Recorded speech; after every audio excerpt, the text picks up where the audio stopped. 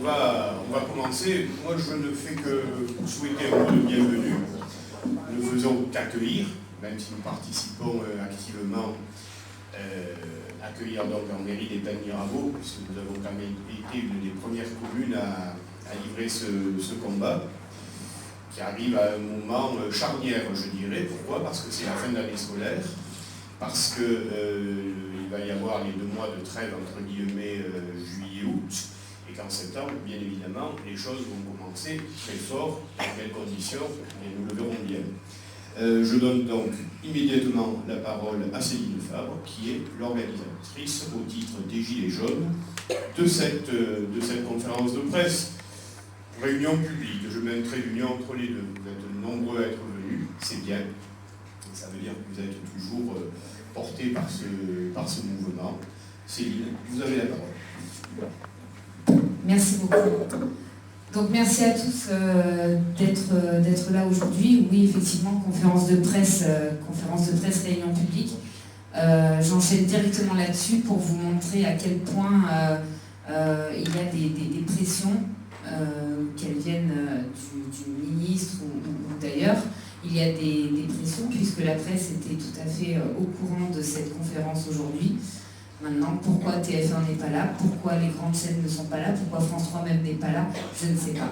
Il faudra leur demander.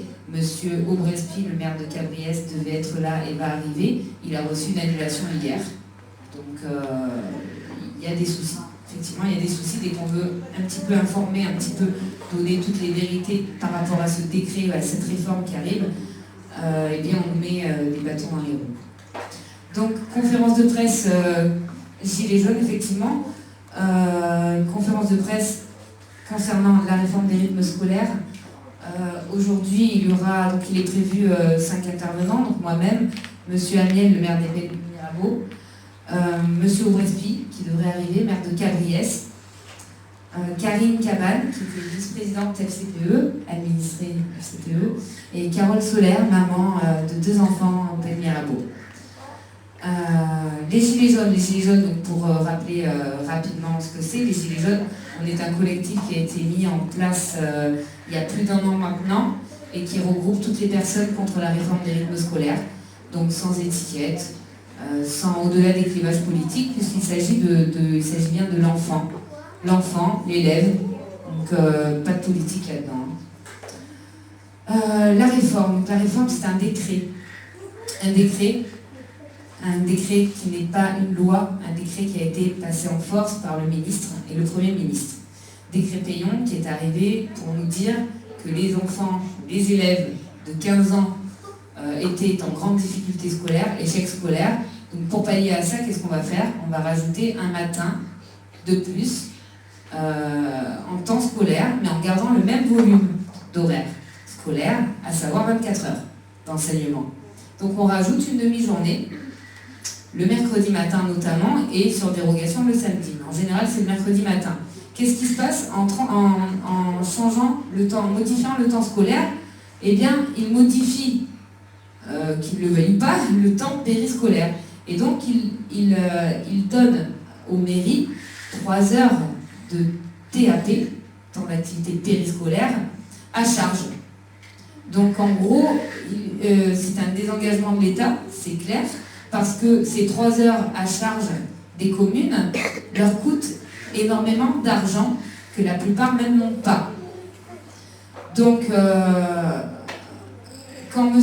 Hamon est arrivé au ministère de l'Éducation nationale, il a voulu assouplir un petit peu ce décret Payon, puisque, vu des difficultés à le mettre en place, il a fait un décret d'assouplissement.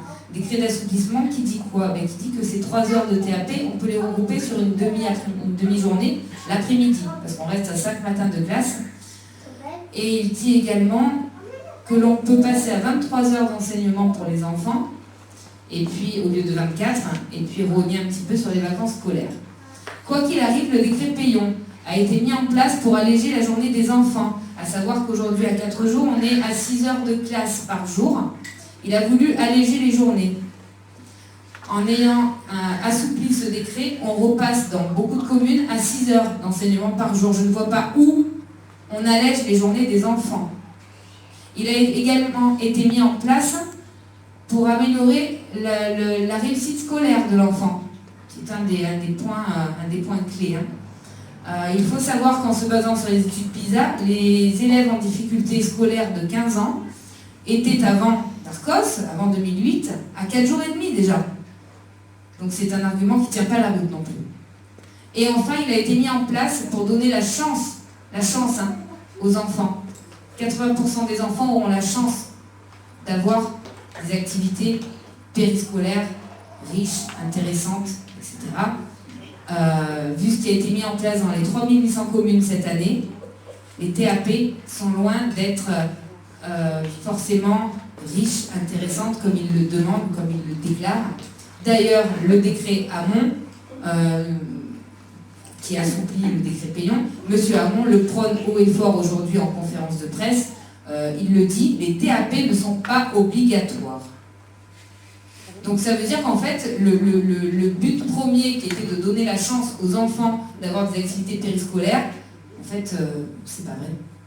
Aujourd'hui, il s'avère que les enfants, les élèves, avec ce décret Hamon mis en place dans les communes, les élèves se retrouvent quand même avec 6 heures de classe par jour. Dans certaines communes, donc tout dépend, communes riches ou pauvres, évidemment, les TAP vont dépendre de la richesse des communes. Donc on a des TAP comme dans le Var à Brignoles, où il s'agit de dessiner sous un préau, et on a des TAP un peu plus sympas dans des communes riches. Donc bien sûr, il renforce les inégalités. Quand on parle de ça au ministre de l'Éducation nationale, il s'emporte en se défendant du fait que, et il a raison, les TAP, ce n'est pas une réforme du temps périscolaire, c'est une réforme du temps scolaire, on est bien d'accord. Le problème, c'est qu'en réformant le temps scolaire, il réforme forcément le temps périscolaire. Et donc, les communes à charge ne peuvent pas assumer ces 3 heures qu'il leur donne. À partir de là, on se retrouve avec des inégalités, des incapacités. Les Gilets jaunes, nous, on collecte les délibérations des élus. On est à plus de 10 000 mairies, 10 000 communes qui ne peuvent pas, qui délibèrent en demandant un report, un retrait ou l'abrogation, comme les Gilets jaunes, puisque nous on demande l'abrogation pure et simple, de ce décret. C'est pas qu'ils veulent pas, c'est qu'ils ne peuvent pas. 10 000, c'est un tiers du pays. 36 000 communes en France. Qu'est-ce que va faire M. Hamon quand il menace, parce qu'il faut savoir qu'il y a des menaces et des pressions, quand il menace ouvertement les élus de les condamner à la rentrée s'ils n'appliquent pas le décret, s'ils n'ouvrent pas leur école le mercredi matin. Ils seront condamnés. Est-ce qu'il va suspendre 10 000 maires à la rentrée? Je ne sais pas. Je ne sais pas, et c'est pour ça qu'on parle d'un bras de fer. Ça va très loin. Voilà. Donc, pourquoi une conférence de presse? Parce que tout ça, ça ne se dit pas dans la presse, on n'en parle pas.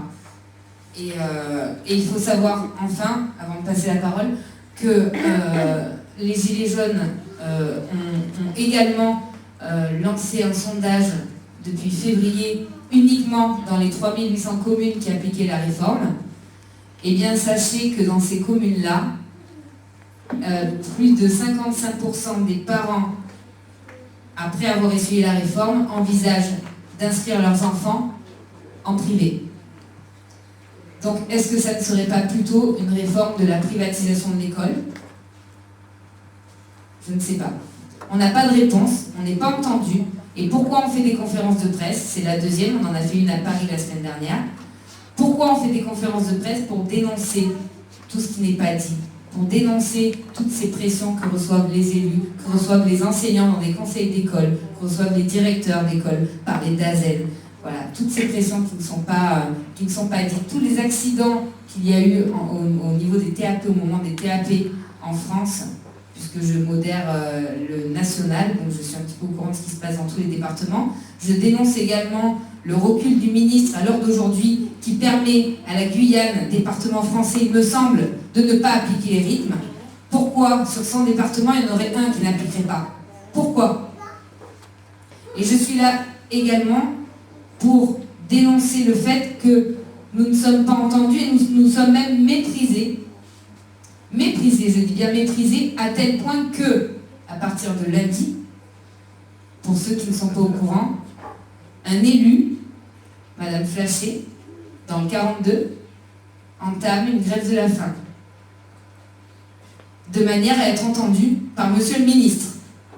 C'est quand même grave, dans un pays tel que la France, que les élus entament une grève de la faim pour être entendus.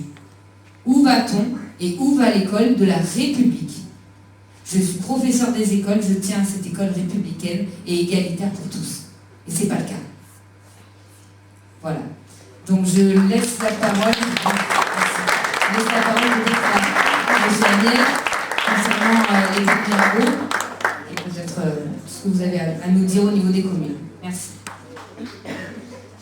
Merci Céline. Bon, je crois que vous avez dit l'essentiel sur le pourquoi et le comment de la réforme et surtout pourquoi nous y sommes opposés. S'il y a bien un mot que je reprends par rapport à ce que vous avez exprimé, au-delà de l'aspect pédagogique, de l'aspect sanitaire pour l'intérêt de l'enfant, de l'aspect financier pour les communes, il y a, me semble-t-il, effectivement un véritable recul du service public. Recul du service public parce que il faut rappeler qu'au moment où souffle sur le pays un vent de réforme de collectivité territoriale, que je sache, l'éducation reste toujours un devoir régalien de l'État. Et ça, c'est capital. C'est capital. Après, on peut dire tout ce qu'on veut, mais l'État se doit d'assurer sur l'ensemble du territoire français une égalité d'accès à l'éducation, comme une égalité d'accès aux soins, et je sais de quoi je parle, comme une égalité d'accès à la justice. Et je viens de vous citer, il y en a d'autres, les 3 grands devoirs régaliens de l'État. Comme le disait Céline, il y a des communes petites, moyennes, grandes en nombre d'habitants, où les choses ne seront pas traitées de la même manière. Et je vais plus loin. Au sein d'une seule et même commune, d'une grande commune, et je pense bien évidemment à Marseille, on peut imaginer que l'égalité, comme c'est déjà le cas dans d'autres domaines, ne sera pas la même selon les quartiers de la commune. Et ça, sur un plan juridique, ça me paraît déjà un axe extrêmement fort pour entacher d'illégalité cette réforme. On va attendre avec beaucoup d'impatience ce que dira le Conseil d'État. Le problème, c'est que bien souvent, les sages, comme on dit, rendent leur avis au calende grec et que la réforme sera déjà en cours si elle est appliquée dès la rentrée. Voilà, ça c'est ce que je voulais dire en préalable. Je ne vais pas revenir sur tout ce que vous avez développé. Pour moi, cette réforme est mauvaise pour les arguments que je viens de dire. Elle est mauvaise parce qu'elle ne va pas dans l'intérêt de l'enfant qui sera plus fatigué à la fin de la semaine, à la fin du trimestre. Et je ne parle même pas de l'aspect financier. L'aspect financier qui est quand même loin d'être négligeable. Vous savez, j'ai accepté que cette conférence de presse organisée par les Gilets jaunes se fasse au Pen Mirabeau. On est devenu un petit peu sur 2 grands sujets au Pen, un noyau de résistance, alors certains avec une once de dérision disent un village gaulois, contre 2 réformes qui nous paraissent mauvaises, la réforme des rythmes scolaires, mais aussi la réforme des collectivités territoriales. Alors là, sur ce sujet, le pire est à venir. Bon, c'est pas le sujet du jour, mais vous voyez que les deux peuvent se décliner quand même. Parce que, encore une fois, le territoire français n'est pas traité de façon égalitaire par rapport à cette réforme, et ça, c'est extrêmement grave. Les parents qui travaillent le mercredi toute la journée, qu'est-ce qu'on fait de nos enfants? Moi, je parle de papa, je parle du travail le mercredi toute la journée. Non, mais c'est le problème même de la réforme. Moi, vous savez, madame, je suis contre la réforme.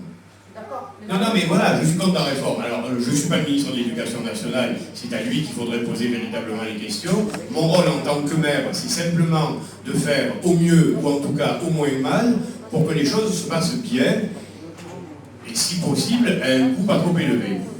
Parce que, pour entrer dans le vif du sujet quand même, j'ai quand même fait évaluer le coût pour la collectivité.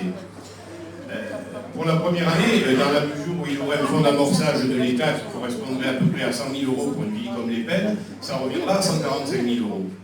Ce qui veut dire que dès la 3e année, puisqu'en principe ce fonds est garanti pendant 2 ans, ce sera 245 000 €.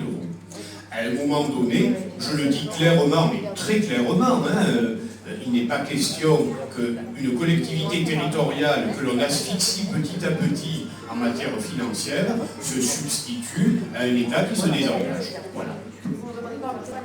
Si vous voulez que je vous réponde clairement, ça peut peut-être vous aider. La question a été posée au ministre de l'Éducation, parce que vous n'êtes pas la seule dans ce cas-là, évidemment.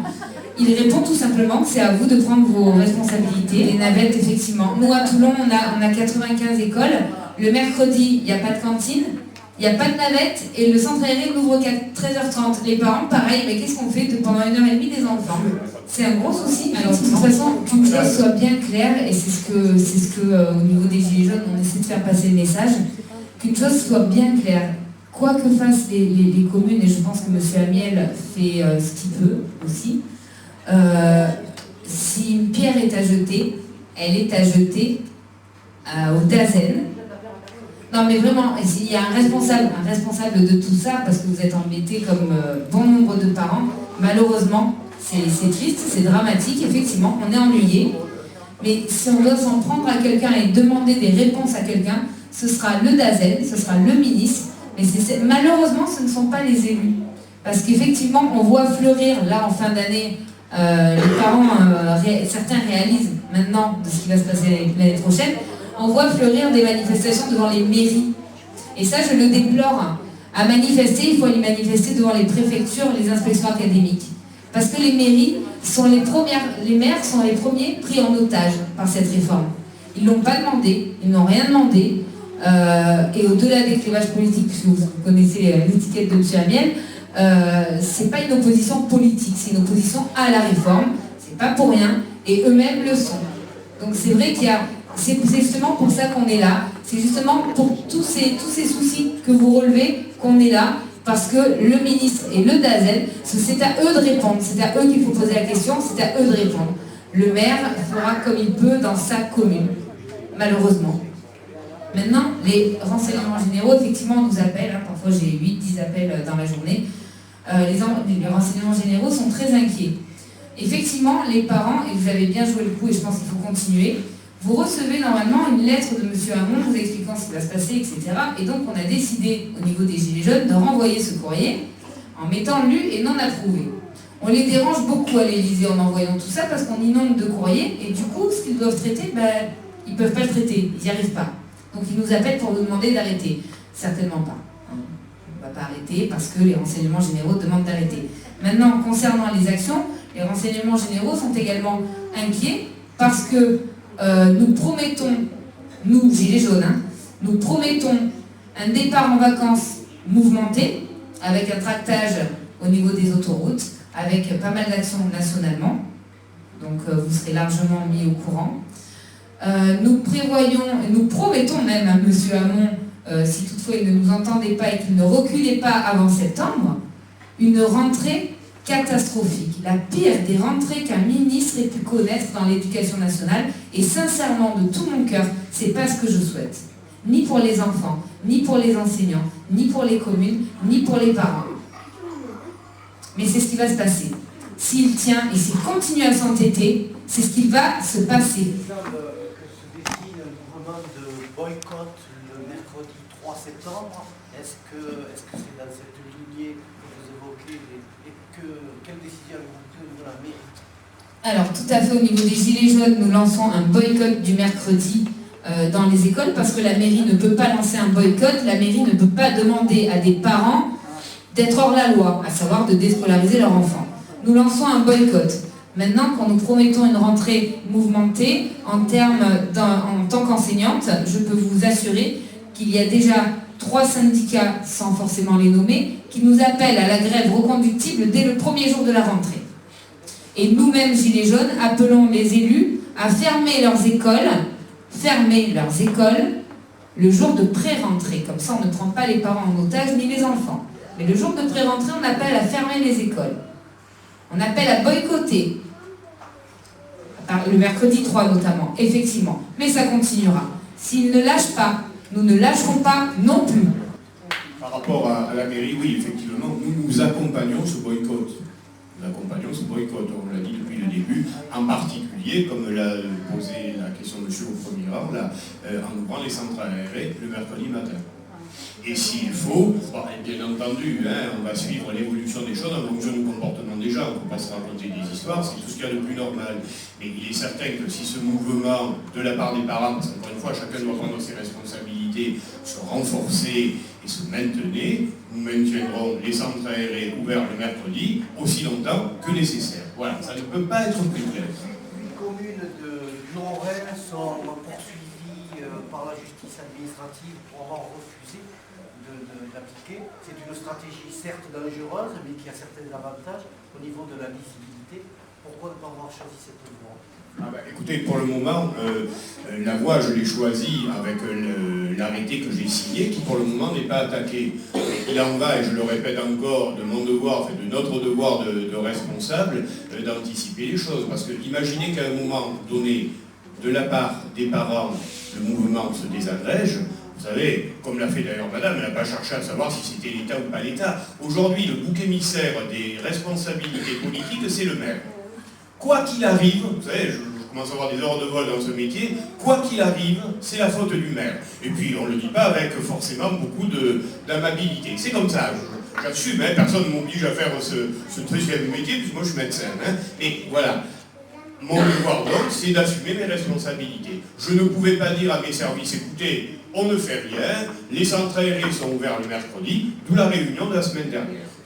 On verra si l'arrêté que j'ai signé est attaqué dans les 2 mois, comme le veulent les délais de recours en tribunal administratif. Je voulais savoir, moi pour le mercredi, je prends la décision personnellement de ne pas mettre ma fille à l'école. Donc je vais finir par être hors la loi. Oui. Est-ce qu'à un moment donné, on peut porter plainte? Est-ce qu'il y a un motif? Parce que je ne peux pas dire je porte plainte parce que ma fille, vous comprenez, ça l'embête et puis elle va être fatiguée. Est-ce qu'il y a un motif légal qui pourrait faire et qui pourrait faire boule de neige sur d'autres parents, qui pourraient ne pas mettre leur enfant à l'école le mercredi en disant on attaque ou on porte plainte parce que ça fait ça, tel. Moi j'ai besoin d'un motif, je veux bien le faire, je le ferai, je me mets avant la loi, il n'y a pas de souci, mais j'ai besoin d'un motif légal. Je ne connais pas parce que je ne suis pas du tout. Oui, alors bon, ça c'est une idée parce que j'ai eu effectivement Maître Garot en contact. En tant que parent, vous pouvez porter dès la rentrée et même dès maintenant ce qu'on appelle un référé liberté. Voilà, donc c'est un document,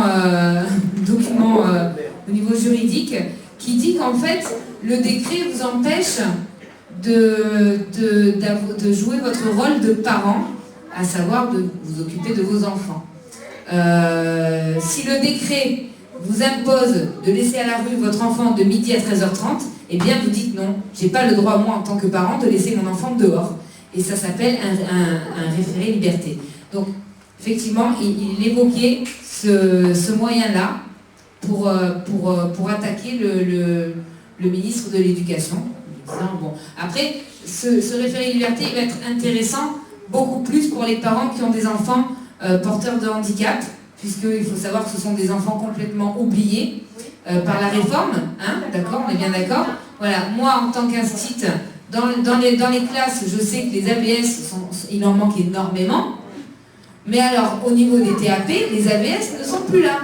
Donc les oubliés de la réforme sont des enfants porteurs de handicap, ce sont aussi les enfants de Z, donc de zone d'éducation prioritaire. Moi je travaille dans la plus grosse cité de Toulon, je peux vous assurer que les enfants de 7 ans de CE1, souvent s'endorment à minuit. Allez leur rajouter un matin au milieu, je les perds le jeudi et le vendredi en termes de concentration. Voilà. Bonjour Monsieur Brestry, Monsieur le maire de Cabriès. Juste un petit complément par rapport à la question et la réponse qu'on vous apporte. Ça se plaide, bien évidemment. La question est de savoir, est-ce que les parents n'ont pas d'autre chose à faire que faire des contentieux, quel que soit le mode... voilà. Vous comprenez bien que si vous faites ça dans votre coin, clairement, à mon sens, ça a peu de chances d'aboutir. Oui, je vous donne un point de vue qui relève malheureusement du réalisme. Voilà. Alors, il y a des possibilités de recours. La question est de savoir est-ce qu'on peut les poser. Comment ? Chacun prêche pour sa gamelle. Mais effectivement, et là ça m'a touchée parce qu'effectivement je suis dans le cas. Moi j'ai une enfant qui a un handicap, donc qui est suivie à la CLIS, à la Garonne. Ma fille va à l'école de 7h30. jusqu'à 6h le soir. Et il y a encore une maîtresse qui lui fait l'école jusqu'à 7h15 le soir. Je vais lui rajouter encore des heures. Mais vous vous rendez compte? Cette réforme, comme elle est nulle. Parce qu'en plus de ça, je n'ai pas le choix, je travaille. Je suis obligée de laisser à 7h30. Mais mes enfants, ils sont fatigués. Mais en plus, pour la pousser vers l'avant, je lui fais faire des heures supplémentaires le soir. Parce que c'est ce qu'il lui faut. Et rajouter encore ça, mais c'est lamentable. On est bien d'accord, cette réforme n'est pas bonne.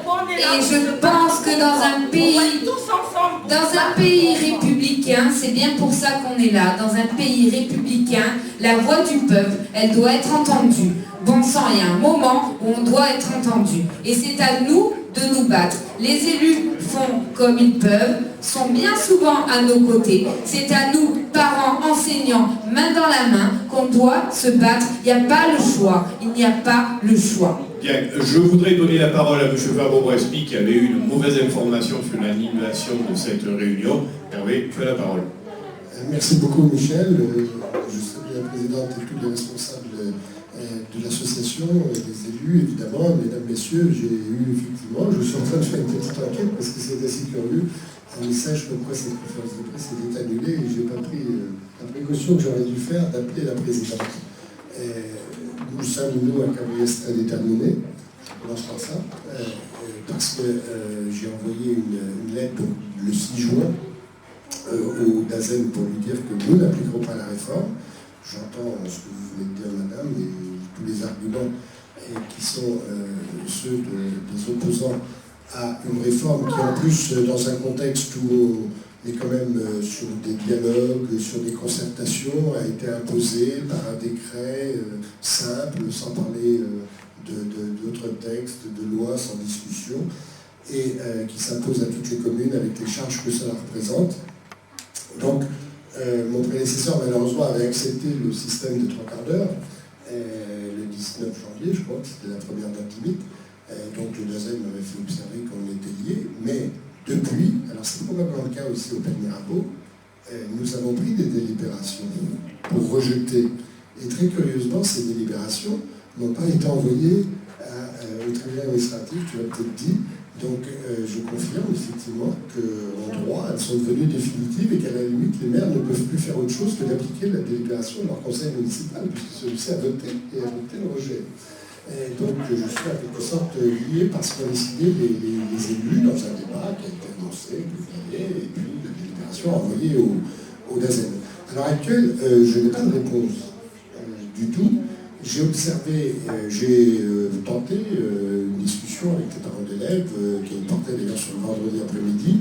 Le vendredi après-midi, toutes les communes qui l'ont demandé l'ont eu. Ce qui est évidemment étonnant, puisque le vendredi après-midi regrouper les temps d'activité périscolaire, c'est quand même totalement un non-sens par rapport à ce qu'est la réforme, puisqu'elle revient à laisser les rythmes scolaires de lundi, mardi, jeudi et vendredi, les mêmes que ceux d'habitude, et puis naturellement, beaucoup d'enfants, beaucoup de parents pourront avoir une demi-journée de plus pour ceux qui peuvent récupérer leurs enfants vendredi à midi. Alors nous en sommes là, et parallèlement, l'Union des maires qui m'avait chargé de ce dossier a fait une enquête. Nous n'avons pas encore toutes les réponses des maires, mais dans les Bouches-du-Rhône, il y a un certain nombre de personnes, je pense à celui de Couche que j'ai vu encore hier, il est dans une situation particulière où il a déjà appliqué la réforme parce que la mairie l'avait mise en place l'année dernière, et donc ils ont trouvé tellement d'inconvénients qu'ils veulent la supprimer à tout prix. Et donc nous avons une action qui est solidaire, évidemment, et qui consiste à refuser. Alors, évidemment, nous disons nous n'ouvrons pas l'école le mercredi matin, ce qui veut dire que pour les écoles maternelles, il ne peut pas y avoir vraiment d'école. Les écoles élémentaires, les enseignants peuvent le faire, ils y seront peut-être contraints. Mais enfin, d'ici là, on aura probablement pris une décision de façon à ce qu'il n'y ait pas chouette. Vous savez, c'est quand même assez curieux. Vous êtes le département de la Guyane, on vous permet de reporter d'un an. Vous êtes en France métropolitaine, l'égalité républicaine, c'est quand même très important. Je suis très favorable pour qu'on fasse des choses importantes pour l'outre-mer, mais qu'on considère qu'un département comme le département du Bouches-du-Rhône a autant d'importance que la Guyane et autant de problèmes que la Guyane. Et qu'on dise tout simplement qu'on peut tenir compte des difficultés, des problèmes rencontrés. Voilà pourquoi je suis à fond avec vous, vous savez, et on va, je pense, dans les jours qui viennent, puisqu'il faut quand même qu'on ait une réponse à apporter aux parents d'ici vendredi prochain, d'avoir la position de l'éducation nationale, de voir un petit peu quelles sont les communes qui sont dans la même situation. La mairie de Marseille, j'ai vu, avait été contrainte, elle a dit, je suis contraint d'appliquer, du coup je augmente les impôts, mais ça c'est pas une solution, parce que c'est la double peine pour les parents. Des contribuables, vous êtes, et puis ensuite la pénalité dans l'organisation de l'école scolaire de leurs enfants. Voilà pourquoi je suis à fond à vos côtés. Je vous prie de m'excuser de ne pas avoir été là et d'avoir fait attendre, mais j'ai lu quelque chose sur lequel je vais faire une enquête, c'est-à-dire un message d'annulation. Donc votre message d'annulation, c'est ce qu'on disait en arrivant quand on a fait la conférence à Paris la semaine dernière. Au niveau de la presse, ils ont également reçu des messages d'annulation la veille, donc c'est bizarre. Donc oui, on va faire une enquête, ça serait intéressant.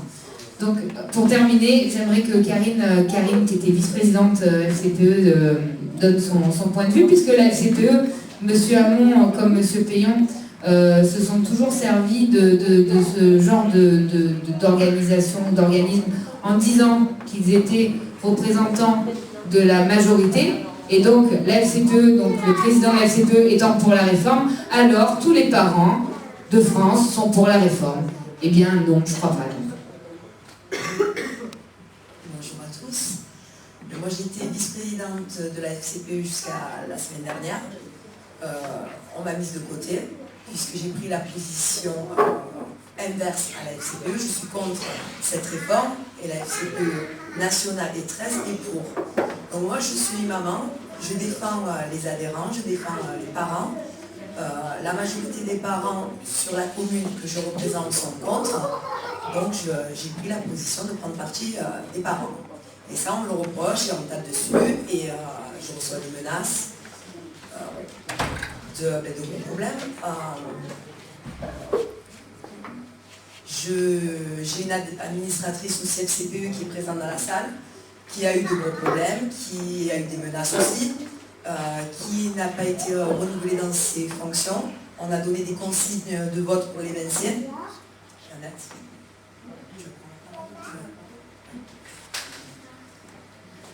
Oui, donc ça c'est très important, donc oui, tu peux témoigner, parce que ça fait partie des choses qu'on ne sait pas, qui se passent derrière le rideau, et qui ne sont souvent, malheureusement, pas relayées par la presse. Donc on a quand même un petit peu de presse aujourd'hui, on compte sur eux, c'est important, c'est une réalité du terrain. Donc je vais parler un petit peu de la FCPE, parce que ça fait quand même 25 ans de ma vie que j'ai donné à la FCPE. Donc je suis allée au congrès national de la FCPE à Dijon, qui s'est tenu à Dijon, où monsieur le ministre nous a félicité pour la mise en place de la réforme. Il faut savoir que quand même la FCPE, même si elle est la première fédération de parents d'élèves, dans les maternelles et les primaires, nous ne sommes représentés que par 20% national. Donc c'est même pas un quart des parents. Donc c'est tout à fait pareil, les rythmes scolaires ont été mis en place par le national, donc c'est le national qui a DG. Il y a des CPE qui étaient contre, ils n'ont pas tenu compte, là c'est comme partout, des problèmes que ça allait donner, donc la réforme a été mise en place. J'ai voté contre au CDN, parce que je fais partie du CDN. J'ai voté contre, alors je préviens, je n'ai pas voté contre les rythmes scolaires, j'ai voté contre les horaires. J'étais la seule de la FCPE à voter contre. Parce que pour moi, il est inadmissible qu'un enfant le vendredi reprend l'école à 13h30 et finit à 14h30. Et après, on le met... Moi aussi, même si j'ai plus de petits enfants, parce que mes enfants sont grands, j'ai quand même des petits-enfants. Et je rejoins madame qui dit que ça fait un souci pour les personnes qu'il faut rechercher l'enfant le mercredi. Je siège à la NDPH, donc je sais les problèmes que ça va donner pour les parents qui ont un enfant handicapé, pour les AVS. Donc voilà, donc j'ai été mis à la pré-retraite, après 25 ans, comme je dis. Des menaces, j'en ai eu l'année dernière pour la FCPE, parce que je suis pas On m'a dit que j'étais un essuie-glace. Un coup j'allais à droite, un coup j'allais à gauche. Non, moi j'ai toujours été au droit et personne ne me dira qu'est-ce qu'il faut que je vote. Donc il faut savoir qu'à la FCPE, depuis 2 ans, je pense qu'il a été élu, il n'y a plus de démocratie. Il faut aller dans son sens. Et toutes les personnes qui ne vont pas dans son sens, qui ne votent pas pour et qui votent contre, se retrouvent dehors. Voilà. Donc ça m'a valu ça parce que j'ai voté contre au CDEN et ça m'a valu ça parce que j'ai voté contre le rapport financier. Voilà. Parce qu'il faut savoir que la FCPE va très très mal et que nous sommes en déficit de moins 32 000, presque 33 000. Je crois que Karine a eu des menaces, moi j'en ai eu pas mal l'année dernière. Il faut savoir que j'ai dénoncé ça au national. Donc j'ai pris sur moi parce que c'était pas évident pour moi. Donc au congrès national, j'ai évoqué le problème qu'il y avait sur la FCPE 13, les menaces qu'on engendre. Et voilà. Donc c'est vrai que Karine a été mise de côté, mais elle est encore un an administratrice. Hein? Donc voilà, non. Et 2 ans encore? Ah non, encore 1 an. Donc pour l'instant, il ne peut pas la mettre dehors. Si, maintenant, parce qu'il a fait changer, il faut savoir qu'il a fait changer les statuts. Et toute personne maintenant qui donnerait atteinte à la FCPE pourrait être exclue de la FCPE. Et se faire attaquer parce qu'il a changé les modifications de statut. Bon, j'étais encore la seule à voter contre. On était 2 à voter contre. Parce que de 27 administrateurs, on est passé à 17 administrateurs dans le département, où le département du Bouches-du-Rhône était très très grand. Donc on avait déjà beaucoup de travail, enfin maintenant je n'en ai plus, mais les autres administrateurs avaient déjà beaucoup de travail et on se retrouvait avec encore plus de travail. Donc on arrive à 17, c'est parce que l'année dernière, nous avons fonctionné avec un CA où il n'y avait jamais de quorum. Et donc il a fait baisser à 17. Donc voilà, c'est pour ça. Je suis parmi vous aujourd'hui pour dénoncer un petit peu tout ce qui se passe, même si je reste avec mes valeurs FCPE, parce que j'ai milité pendant plus de 25 ans.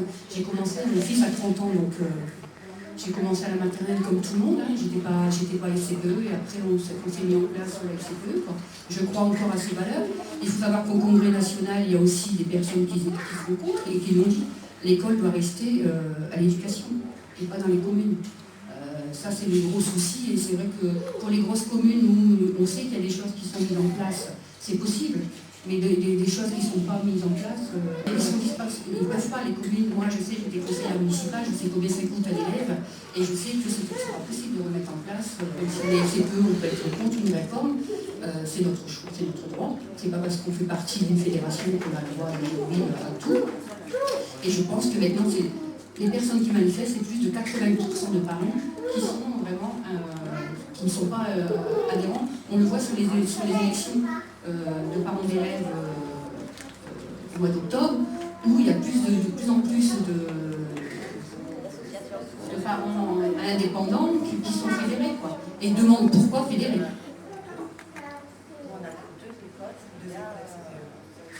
Voilà. Et il faut savoir que même que dans le département, alors ça c'est le niveau national, on était quand même à plus de presque 5000 adhérents à la FCPE de Bouches-du-Rhône, et nous sommes descendus à 4136. Donc il y a quand même une chute. Et il faut savoir qu'il y a aussi un collectif des anciens, des personnes qui a été créé sur Marseille, où les parents se battent aussi pour la réforme de l'autre problème. Donc oui, en fait, tu témoignes des pressions qui peuvent se produire, pas uniquement dans les Bouches-du-Rhône, je te rassure, hein, c'est un petit peu pareil. Des pressions, il y en a de partout. Maintenant, des mécontents, il y en a de partout. Au dernier sondage CSA du ministre de l'Éducation nationale, il parle de 69%, je crois, 69% de Français contents et pour la réforme. Vous savez quelle question a été posée réellement à ces Français qui sont pour la réforme? On leur a juste demandé s'ils pensaient que les apprentissages se faisaient mieux le matin ou l'après-midi. Donc les gens ont répondu le matin. Eh bien, c'est interprété et détourné en disant que 69% des parents veulent la réforme. Voilà ce qui se passe. Et ça fait 1 an que ça dure. Il est temps qu'ils prennent en compte les réalités du terrain. Les réalités du terrain, ce sont des écoles qui ferment. Un village sans école, c'est pas un village. C'est la mort de petits villages. Le ministre a, comme disait monsieur le maire de Cabriès, le ministre a reculé concernant la Guyane, donc tout un département, hein. Il a reculé. Il est également en train, en ce moment même, alors non pas de reculer, puisque ça se passe à travers des dérogations et des dérogations et encore des dérogations, mais on se retrouve dans le milieu rural, à force de dérogations, à se retrouver à 4 jours finalement. Finalement, il n'y a pas de réforme, il n'y a plus de réforme. Donc on a un milieu rural à une vitesse, les DOM à une autre vitesse, le milieu urbain, je ne vous parle même pas des millions de vitesses, puisque dans une même ville, il peut y avoir des écoles au sein d'une même commune qui n'ont pas le même rythme de travail. Quels sont les milliers de vitesses pour l'école, soi-disant égalitaire et unique pour tous, à la rentrée? Qu'est-ce qui nous attend? J'ai peur. Les enseignants ont peur. Les syndicats sont contre. Les maires sont contre. Plus de 10 000 délibérations, je le rappelle, d'élus qui sont contre. C'est la première fois que le gouvernement réussit à mettre ensemble dans la rue des enseignants, des syndicats, des parents, des animateurs, des élus, des députés, des sénateurs contre une réforme. Des députés m'appellent pour me parler des questions qu'ils vont poser. Je regarde les réponses de M. Hamon et son seul argument qui, selon lui, tient la route, c'est que, je cite, 5 matins, c'est un matin de plus pour mieux apprendre. Eh bien, je dis non. Je dis que pour mieux apprendre, il ne s'agit pas d'avoir un matin de plus. Je ne suis pas chronobio, je ne suis pas élue, je suis juste enseignante avec un tout petit peu d'expérience. Et je pense qu'il ne s'agit pas, il n'est pas question d'un matin de plus ou pas. Nous ne sommes pas contre une réforme. Nous sommes contre cette réforme. Ce décret imposé, qui a été d'ailleurs rejeté à 2 reprises au CSE. Décret Payon, ils ont dit non. Décret Hamon, ils ont dit non à l'unanimité au CTM d'ailleurs. Donc c'est très grave de ne pas écouter la voix de la majorité. Et le CSE, c'est les organisations représentatives des parents, des enseignants, du peuple français. Quand le CSE dit non, alors ok, c'est un vote consultatif, heureusement. Sinon, il n'aurait pas passé en force. Voilà. Donc, il s'agit pour moi, la question du matin de plus, à mon sens, ce n'est pas vrai. C'est une aberration, c'est un prétexte. On veut que les enfants réussissent mieux. Ok. Moins d'élèves dans les classes. Déjà. Plus de postes. Les 80 000 postes supprimés qui reviennent. Les postes de RAZ pour les élèves en difficulté. Des postes d'AVS qui manquent pour les enfants en situation de handicap et qui sont quand même scolarisés. La formation des enseignants qui doit être améliorée également. Et en termes de respect de l'enfant, je suis désolée, mais ce 4 jours et demi tel qu'il est placé et qui engendre des journées pour les enfants qui sont aussi longues, voire même plus longues qu'avant, eh bien ne respecte pas le rythme biologique de l'enfant, qu'on le veuille ou pas. Et ça, il va falloir que M. Hamon l'entende. Et j'espère qu'il va l'entendre, puisque une élue, monsieur le maire, vous n'étiez pas là, madame Schlachel, maire dans le 42, entame une grève de la faim à compter de lundi. Donc nous comptons sur tout le monde pour médiatiser cette action, que M. Hamon réponde et qu'il ouvre la table des négociations. En tout cas, moi je tiens vraiment, et je ne l'ai pas fait en début de séance, donc je tiens vraiment à remercier, quoi qu'il arrive, la mairie des Pennes Mirabeau pour nous recevoir et pour permettre cette conférence de presse. Et j'espère que la presse qui était présente aujourd'hui, parce qu'elle était là quand même, relatera les faits les plus importants. Arrêtez de prendre notre place. L'éducation, c'est nous. L'instruction, c'est vous, l'État. Voilà. J'en ai quand même 3. Les 3 font des activités sportives par rapport à leur niveau, par rapport à leur âge et par rapport à ce qu'ils ont choisi avec nous, parents. L'État n'a pas à m'imposer ce que je dois leur faire comme sport. Surtout si ce n'est pas par des éducateurs Il faut sportifs. savoir qu'il y a des communes qui le disent haut et fort, qui ne mettront rien et qui feront de la garderie. Ce qui veut dire que pendant 3 heures, les enfants vont être encadrés par du personnel qui n'a aucune qualification et qui sera là pour faire de la surveillance et que les enfants seront dehors ou dedans et qui ne feront rien. C'est inadmissible parce que ceux qui sont là, c'est parce qu'on travaille, parce que justement on se pose des questions pour nos enfants, parce que justement nos enfants sont à l'école toute la journée, on n'a pas le choix, nous travaillons. Maintenant leur imposer des choses qui ne sont pas faites pour leur rythme, c'est inadmissible. Et il faut savoir que suite à la conférence de presse qu'on a tenue à Paris la semaine dernière, on a lancé un ultimatum à M. Hamon, à savoir bien nous recevoir sous 3 jours. C'était jeudi dernier. Il ne nous a pas reçus. Il ne nous a pas entendus. Ok. On a été reçus le 24 lors d'une manifestation, 24 mai, à Paris. On a été reçus, donc Karine Cabane, moi-même et d'autres, par le ministère de l'Éducation nationale. Bien sûr, rassurez-vous, M. Hamon n'a pas pris la peine de venir nous voir en personne. Nous avons été reçus par son adjoint au chef de cabinet. Nous nous sommes affirmés, nous n'avons eu aucun retour. Il nous avait été promis un retour, nous n'avons eu aucun retour. Donc, je relance l'ultimatum qui est très simple, qui est très clair et que je ne pourrais même pas malheureusement contrôler moi-même, même si je le souhaitais. C'est même pas un ultimatum, c'est Monsieur Hamon, sachez bien, entendez bien, que si vous n'ouvrez pas les négociations à compter de maintenant et avant les vacances, la rentrée sera une catastrophe. Le métier d'enseignante, je l'ai choisi parce que c'est ma passion. Les enfants, je les aime énormément. L'apprentissage encore plus. Donc je souhaite de tout mon cœur que la rentrée se passe bien. Et avec cette réforme, ce sera juste impossible. Donc merci à tous d'être venus. Et on compte vraiment sur la presse pour relayer tout ça. Merci beaucoup.